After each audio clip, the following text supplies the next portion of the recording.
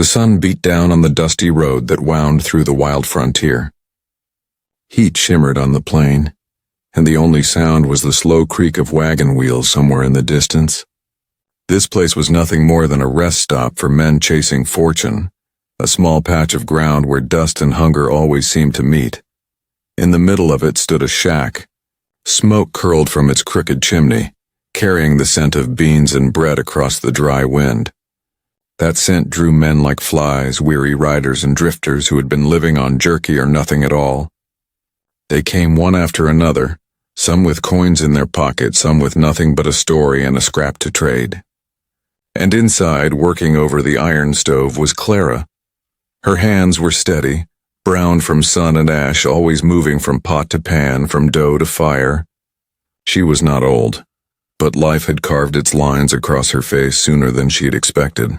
Each morning she rose before the first light, lit the stove, and baked what she could. It wasn't much, but it was hers. Men didn't linger here. They came, they ate, they left. Her shack was a place of passing, faces blurred, names forgotten as quickly as they were spoken. Yet Clara treated them all the same, whether they had silver to lay down or nothing but a tin cup. She gave them food, a short smile, and then fell silent. The cookhouse was more than survival for her. It was her defense against loneliness.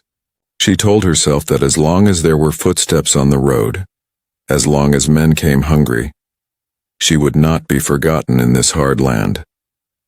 And so each plate she set down was more than a meal. It was proof she still mattered. On this day, the shack filled as usual. Riders came in, dusty from weeks on the trail. One leaned against the wall, his boots falling apart, hat drooping over his brow. Another carried scars across his knuckles, his laughter sharp and uneasy. They spoke little, as drifters often did, but their silence was not empty. It was the silence of men too, used to watching their backs. Clara moved among them, pouring coffee, slicing bread, setting bowls of beans down. She noticed their hunger, but she also noticed their eyes, always watching, always measuring. This was the way of the frontier. But among all the footsteps that crossed her door that week, one pair was different. She didn't know why at first. He came like the others, dust on his coat, boots worn from the trail. He sat quietly, speaking less than most. His face was calm, unreadable, but there was a weight to him, as if the room bent slightly in his presence. He ate without hurry, every movement steady, deliberate. When others laughed or cursed, he did not join in. When Clara poured his coffee, he met her eyes only for a moment, then lowered them again. He was just another drifter, she told herself. Yet even after he finished, he stayed, silent and still, while the others filed out. Clara felt his quiet linger long after the door shut behind him. She brushed the table clean, trying to push the thought aside. Men came and went, and he was no different. But deep inside, she knew there was something unusual about him. She could not name it yet, but she would soon learn that this man was no ordinary drifter. He was a man who carried the land itself in his shadow, and without warning, her life had begun to change. The morning after, Clara was back at her stove.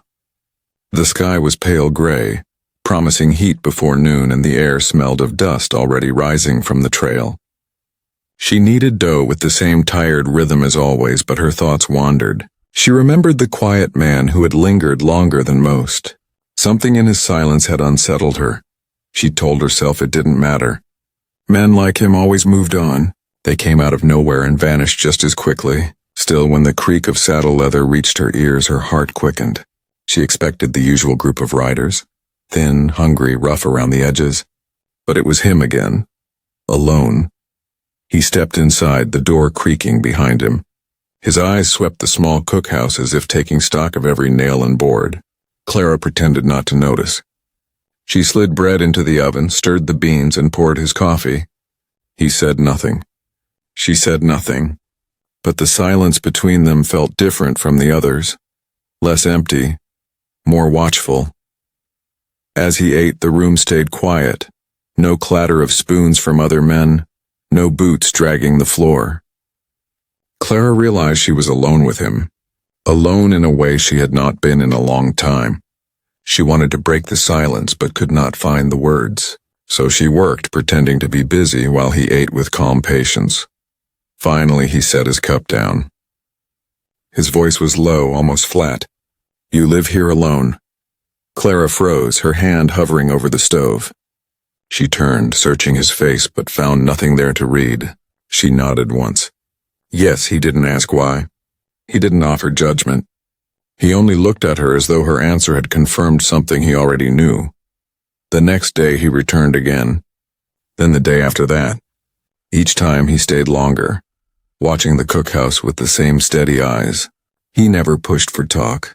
He never asked questions, yet his presence filled the room more than any words could. By the end of the week, the drifters noticed.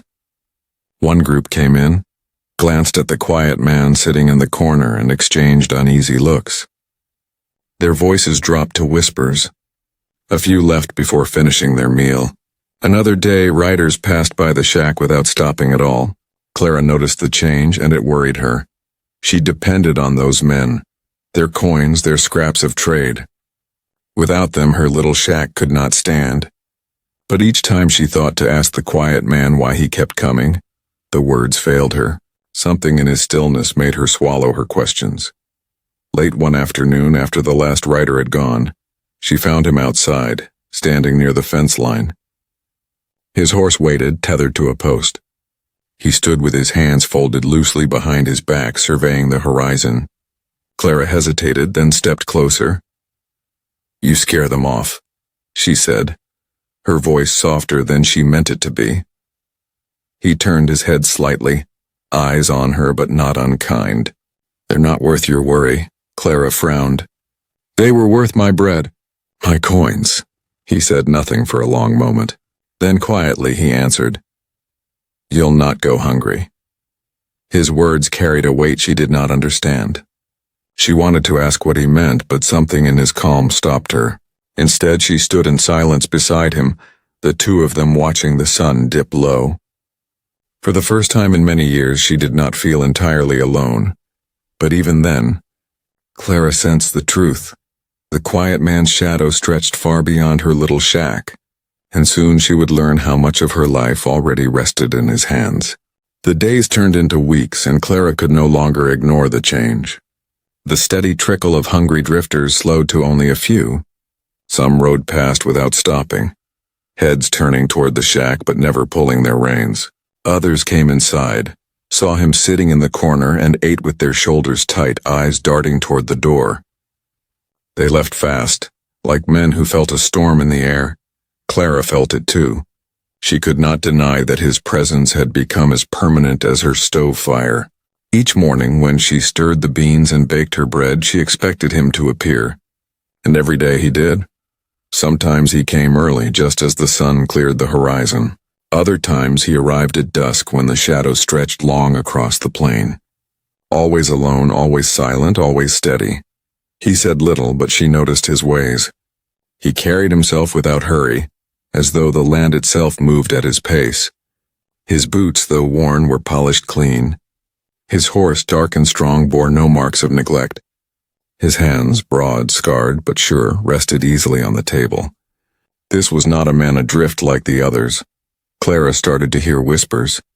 A pair of riders who did not stay long muttered as they saddled up. "That's him," one said under his breath. "The man who holds the cattle contracts, the shipping routes, even the banks." The other spat in the dirt. "He doesn't just own land. He owns men." Clara stood in the doorway, listening as the words sank into her bones. She turned her gaze back inside to where he sat finishing his coffee. He did not look powerful. He looked plain, unshaken. Yet the whispers told her otherwise. That night, Clara couldn't sleep. She lay awake on her narrow cot, staring at the dark ceiling. The thought that her little cookhouse, her only piece of freedom, might be tied to him now made her chest tighten. When morning came, she worked with restless hands. She spilled flour. She burned bread. Her thoughts would not steady. He came as she knew he would. He sat in his place, quiet as ever. She tried to ignore him, but the silence grew heavy, Finally, she set a plate before him and spoke, her voice sharp. "Why do you come here?" He looked up slowly, as though weighing her question. "Because I choose to." "That's no answer," she said, heat rising in her chest. "Men are turning away. I need them. This shack doesn't run on choice, it runs on trade." For a moment his eyes held hers, deep and unreadable. Then he said, "You're safer with fewer men passing through." Clara clenched her hands on the table. "Safe or owned?"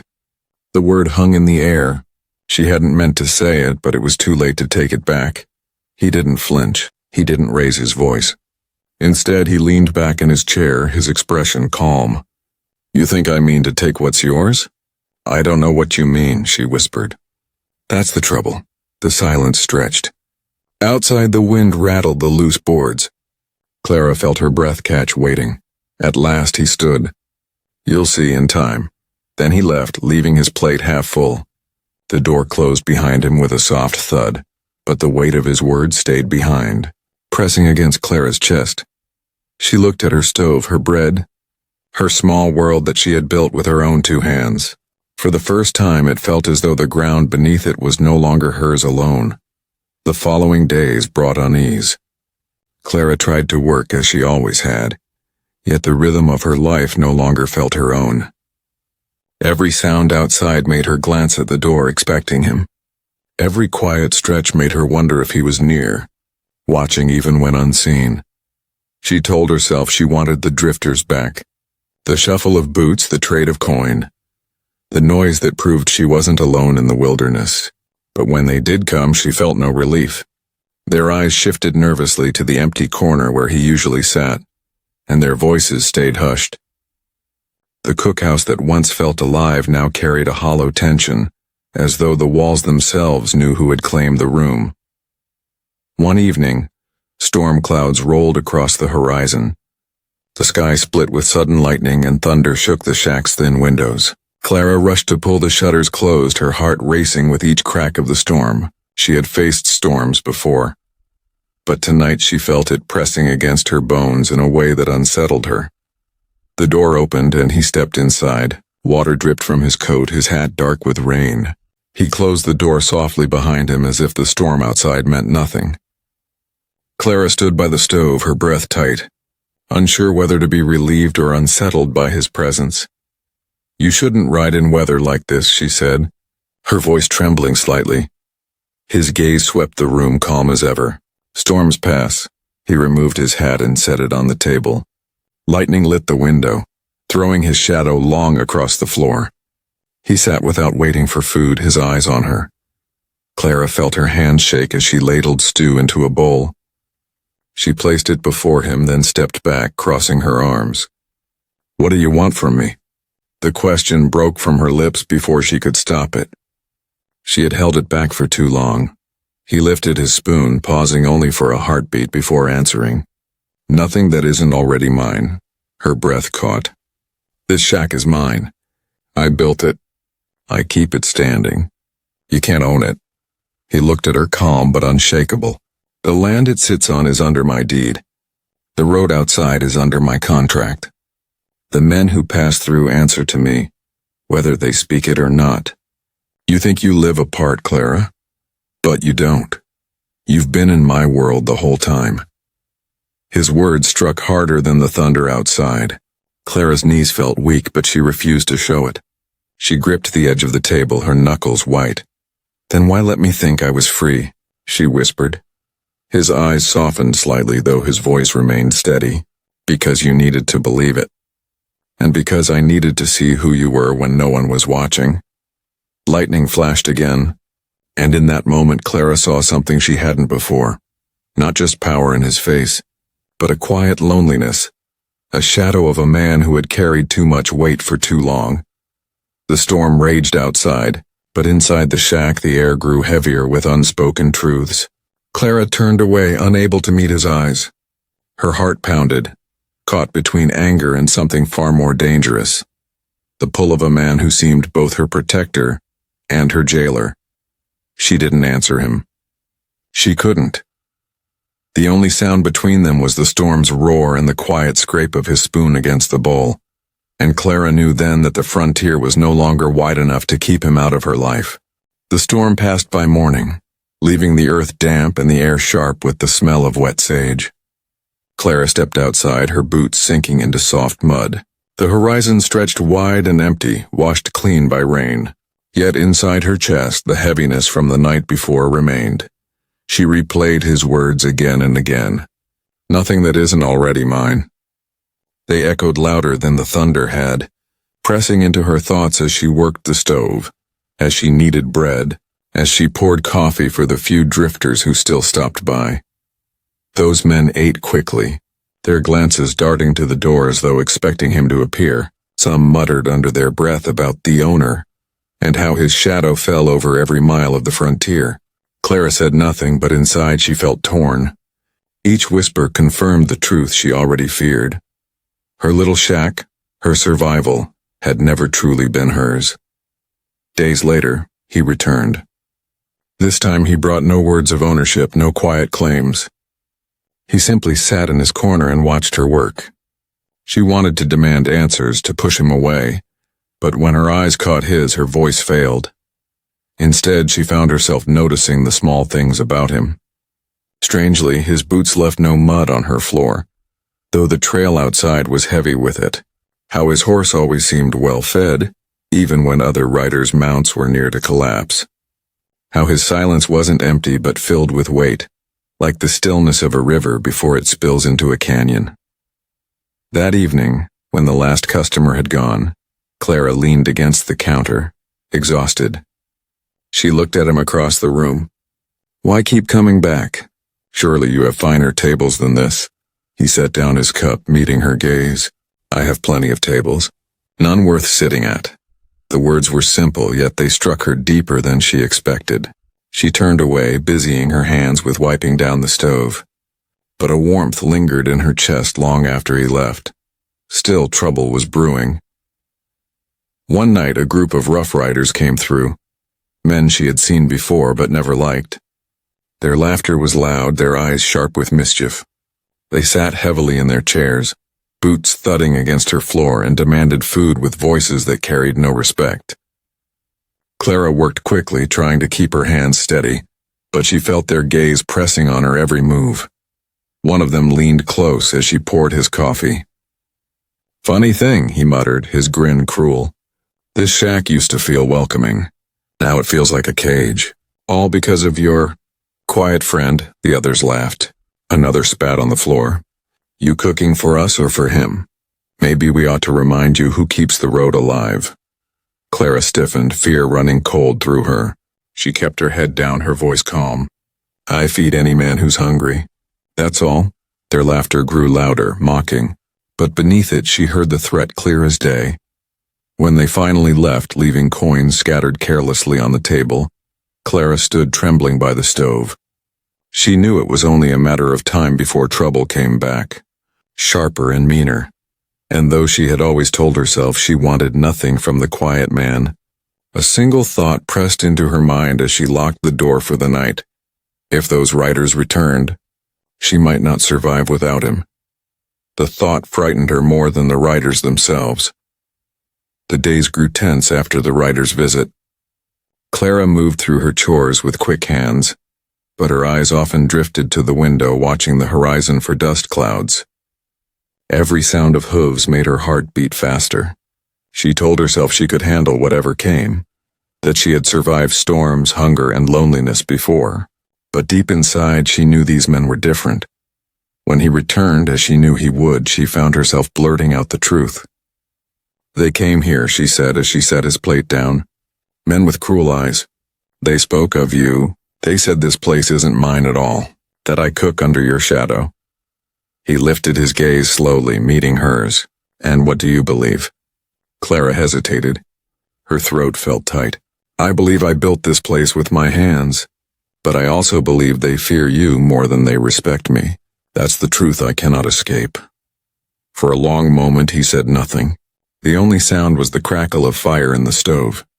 Finally his voice broke the silence, calm and steady. "Fear keeps wolves away, but it also drives men to foolishness." She frowned, confused. "Then am I safer? Or in more danger than before? His eyes held hers. Both. The word sat heavily in her chest. She turned away, her hands gripping the edge of the counter. She wanted to scream at him, to tell him to leave her alone. But part of her also wanted him to stay forever. That night she dreamed of fire, her shack burning, men's shadows circling, his voice steady through the smoke. She woke before dawn, sweat on her brow, heart hammering. By midday the trouble returned. The same riders rode up, dust rising behind them. Clara saw them from the window before they dismounted. Their laughter carried on the wind, sharp and cruel. She braced herself, setting her jaw as they pushed open the door. Back again, one sneered, tossing his hat on the table. Smells good, but smells better when the quiet king isn't around. Where is he, Hiding behind your stove? The others roared with laughter, boots stomping against her floor. Clara kept her face calm, though her hands shook as she set bread before them. Eat, pay, and leave, she said, her voice firm. One leaned closer, his breath sour. Or what, you'll send him after us? He spat the word him like a curse. Tell me, woman, do you cook because you must or because he told you to? Clara's stomach twisted, but she forced her voice to steady. I cook because I choose to. No man owns that choice. They laughed louder, mocking her words until the door opened. The laughter died at once. He stepped inside, quiet as always, his shadow falling across the floor. His eyes swept the room, not rushed, not angry, just steady, sharp, unshakable. The riders shifted in their seats, their bravado shrinking under his gaze. He said nothing. He didn't need to. His presence alone filled the room, heavier than the storm clouds before rain. One rider cleared his throat, muttered something about finishing fast, and stood. The others followed, leaving coins scattered in their haste. In moments, the room was empty except for Clara and the quiet man. Her breath trembled as she set down the plate she had been holding. She looked at him, half in fear, half in relief. You didn't say a word, she whispered. His eyes lingered on hers. I didn't have to. For the first time, Clara realized the full truth. His silence was not weakness. It was power, and that power had already bound her life tighter than chains ever could. The night after the riders fled, Clara sat alone by the stove. The fire burned low, casting shadows across the wooden walls. She could still feel the echo of their mocking voices, still hear the way they had spoken his name with fear and hate. Her hands rested on the table, trembling though the danger had passed. When the door opened again, she did not flinch. She knew it would be him. He stepped inside, quiet as always, closing the door with care. He removed his hat and set it on the chair beside him, as if this shack were already his home. Clara's voice broke the silence. Why do they fear you so? He looked at her for a long moment before answering. Because I've taken from men who thought they could not be taken from. Land, cattle, roads. They saw themselves as kings of the frontier. Now they answer to me. His words struck like iron. Clara swallowed hard. And what am I to you? Another road? Another piece of land? His gaze did not waver. You are not land. You are not a coin. You are something I do not intend to lose. The room felt too small for his words. Clara turned away, gripping the edge of the stove. She wanted to speak, but the weight of what he'd said pressed the air from her lungs. He rose from his chair, slow and steady. The boards creaked under his boots as he crossed the room. Clara felt him near before she dared look up. His hand rested lightly on the table beside hers, close enough to feel the warmth, far enough not to trap her. You think I've chained you? He said softly. But I've been here because I wanted to see if you'd walk away. You never did. Her chest tightened. Where would I go? The frontier swallows women whole. This shack is all I have. He studied her face, his silence speaking louder than words. Then he stepped back, giving her space once more. And that is why I protect it. Clara's heart pulled in two directions, anger at his control, and something deeper that unsettled her more. The comfort in knowing he would not let the wolves in. The days that followed proved his words true. The Rough Riders did not return. Strangers passed her door but dared not linger. For the first time, no one tried to cheat her. No one cursed her food, no one threatened her walls. The air around her shack had changed. It felt less like a place for passing drifters and more like a fortress wrapped in silence. Yet Clara felt no peace. At night she lay awake listening to the wind rattle the shutters, her mind filled with questions she could not answer. Was she safer because of him, or trapped by the very protection she needed? One evening, as the sun dipped low, she found him outside near his horse. He was tending its reins, quiet as ever, his back straight, his movements careful. She stepped closer, her voice firm though her hands shook. You said I never walked away. But why don't you leave? Why here? Why me? He straightened slowly, turning to face her.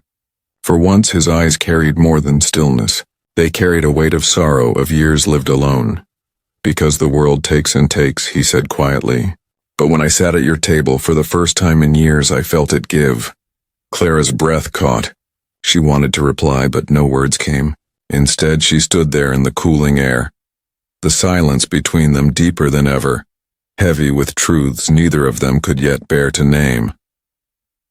The evenings grew cooler as autumn settled on the frontier. Smoke from Clara's chimney curled higher, carrying the scent of stew and bread across the plain. Travelers noticed, but fewer dared to stop. Word had spread. This cookhouse belonged to the quiet man, whether Clara admitted it or not. Clara felt the change in every breath she took.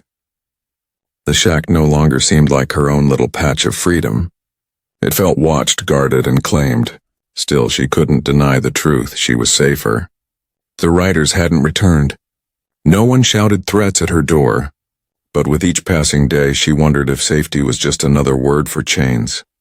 One afternoon, as she scrubbed dishes, a shadow crossed the window.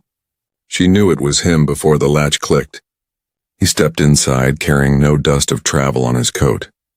He seemed less like a drifter now and more like something rooted, as though the land itself bent around him. He sat at the table. Clara set food before him, but today she did not sit still. She paced the room, her heart heavy with unspoken words. At last she stopped, her hands gripping the edge of the counter. You've changed this place, she said quietly. It isn't just a cookhouse anymore. It's something else. Something that belongs to you. He raised his eyes, steady as always. It belongs to you, Clara. I only made sure no one takes it. She shook her head.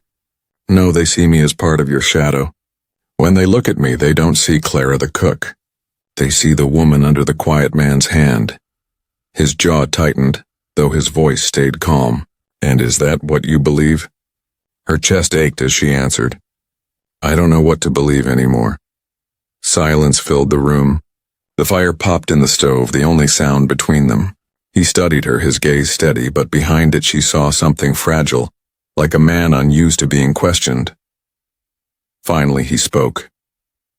The land, the trade, the roads, all of it came with a cost. Men bled for it. Some hated me for what I built, but none of it mattered when I rode alone into the dark. None of it kept me alive inside. Clara's breath caught. His voice had shifted. Still low, still even, but carrying something raw beneath the calm. I didn't come here for food, he continued. I came because you offered more than a meal. You offered silence that wasn't empty, a table that didn't demand, only gave. Do you understand what that means to a man who owns everything but feels nothing? Her throat tightened. She wanted to speak, but the words tangled inside her. She turned back to the stove, blinking against the heat. After a moment, he rose. The floorboards creaked under his boots as he walked to the door. His hand rested on the latch, but he paused, his back to her. You think I've taken your freedom, he said softly. But Clara, I've only guarded it.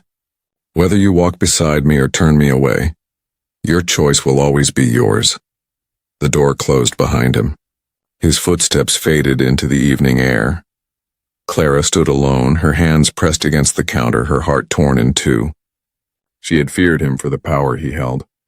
Now she feared him for the truth he had spoken, that her freedom might not be taken but given, and she had already given more than she meant to. The days shortened as the frontier slipped deeper into autumn. Cold winds rattled the loose boards of Clara's shack, and frost began to gather on the water barrel outside. She kept her stove burning longer, filling the air with warmth, though inside her chest the chill of doubt refused to leave. She thought often of his words, "Your choice will always be yours." Yet choice felt like smoke, slipping through her fingers no matter how tightly she tried to hold it. He returned often, not every day, but enough that she never stopped waiting for him. Each time he came, the drifters stayed away. Each time he left, the silence of the frontier felt even heavier. One evening, the quiet was broken again. It was not him, but the riders. The same cruel-eyed men returned, louder than before, their boots stomping across her porch, their fists banging the door wide. Clara froze, her heart thudding as they filled the room with their laughter. "Well now," one drawled, tossing a coin on her table. "Looks like the king's not here to guard his little cook. Thought we might see how brave you are without him." Another leaned close, his grin sharp. "Maybe we'll eat, maybe we'll take more. Depends on how generous you're feeling." Clara's blood ran cold, but she forced herself to stand straight. "I feed men who pay. That's all I owe you." Their laughter cracked louder, crueler. One kicked over a chair and another grabbed a loaf of bread with dirty hands. Clara's fingers trembled as she reached for the iron pot on the stove, as if holding it could shield her. Then came the sound she didn't expect, the door opening again. The laughter stopped. He stepped inside, his shadow spilling across the floor. No weapon drawn, no word spoken, just the weight of his presence filling the shack.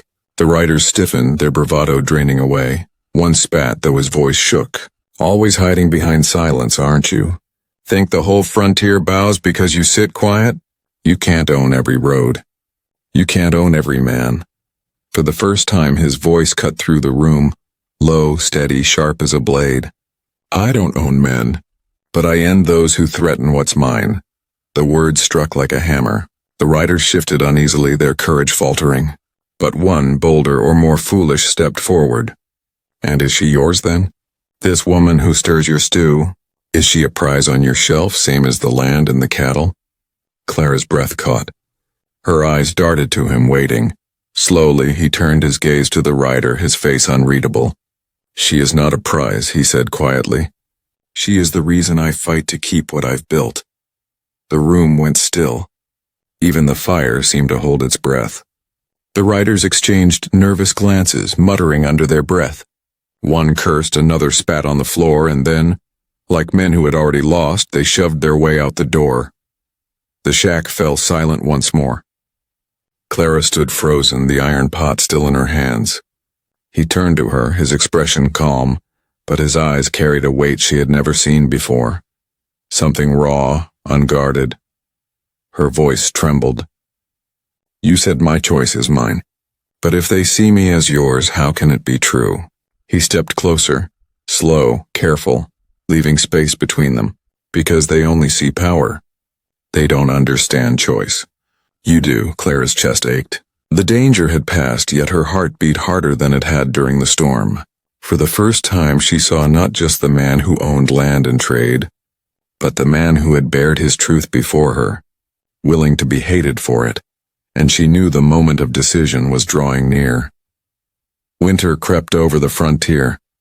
Frost clung to the grass at dawn, and the breath from Clara's stove rose like smoke into the gray sky.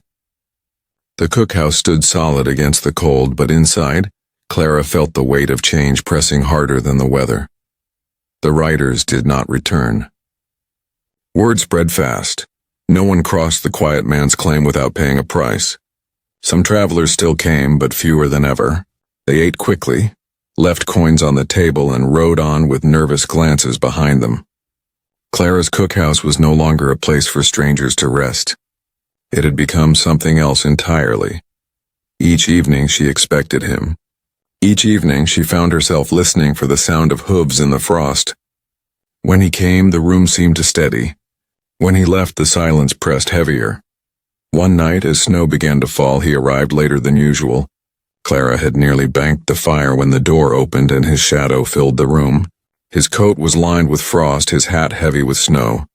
He set them aside. moving with the same calm as always, though his eyes held a tired weight. Clara poured him coffee, her hands steady despite the storm inside her. She sat across from him, watching the steam rise between them. "I cannot live in half a world," she said quietly. "Half free, half owned. Half feared, half protected. It must be one or the other." He studied her face, his silence longer than usual, as if he were measuring every word before he let it fall. Finally he spoke. "Then choose, Clara. Push me from your door and I'll not return. Or let me stay, and I'll build more than walls around you. I'll build a life where no man dares take what's yours again." Her breath caught. She had waited for these words, feared them, and yet longed for them too. She thought of the nights she had faced alone, the threats she had endured, the way the world had chewed her down to bone. She thought too of the silence he carried, not empty but steady. A silence that made her feel less alone. Tears burned her eyes, though she tried to blink them back. "If I choose to stay, it will not be as something you own. I will not be another deed among your land." His gaze softened, his voice quieter than she had ever heard it. "No, you will be the one thing I could never buy, never claim, never take. You will be the one who chooses." The fire popped in the stove.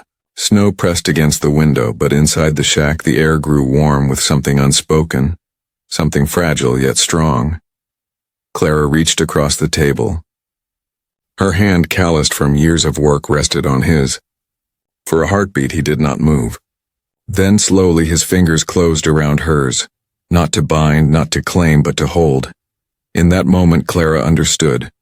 She had fed drifters for years, watching them pass by, leaving nothing but coins and dust behind.